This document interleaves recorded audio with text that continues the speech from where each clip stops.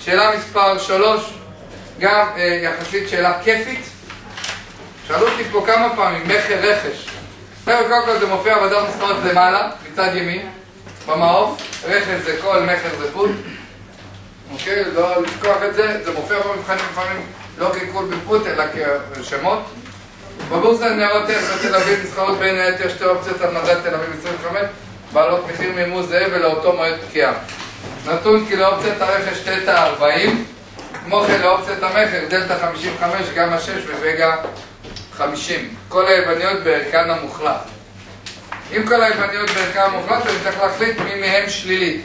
ממי שחשוב לי, מי שלילית פה, התטא שהיא לא 40 היא מינוס 40. נכון? במהלך יום המסחר עלה מדד תל אביב 25 בשתי נקודות וסטיית התקן ירדה ב1%.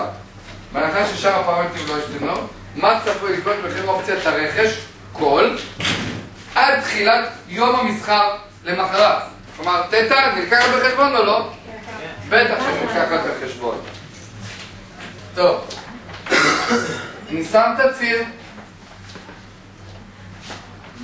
מה ציר? איזה ציר ואיזה נעליים? עכשיו אני באגח. דלתא כל. כמה הדלתא כל?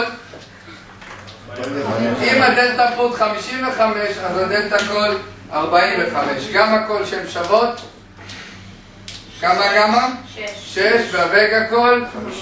50. הרי אמרנו, הדלתא פוט פה היא מינוס 55, הגמא פוט אותו דבר 6, והווגה פוט אותו דבר 50. כאשר הדלתא פוט היא כמובן מינוס 40, אז שים לב זה מינוס. אוקיי? במהלך היום המדד מה קרה לו? עלה ב2, סטיית התקן ירדה ב1% וחלף יום. פלוס שתי דלתא פלוס גמא מינוס וגה פלוס תטא. פלוס 2 כפול 45 פלוס 6 מינוס 50 מינוס 40, סך הכל כל זה פלוס 6. שווי האופציה עלה ב6 שקלים.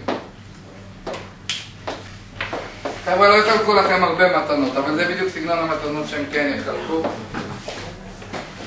לא לפספס אותם בטעות. אוקיי? לא לפספס אותם בטעות, הן מאוד מאוד פשוטות.